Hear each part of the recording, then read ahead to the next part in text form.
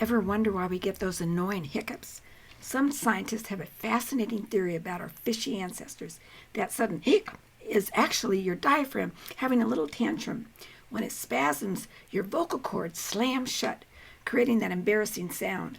One intriguing hypothesis suggests hiccups might be related to the breathing patterns of tadpoles who needed to breathe through gills and lungs. Could this ancient circuit still be wired in your brain? And all those hiccup cures? Many seem to work by changing your breathing pattern or CO2 levels, potentially resetting your nervous system. Next time you get hiccups, consider this. It could be a glimpse into our evolutionary past. Please subscribe if you want to hear more fun health facts.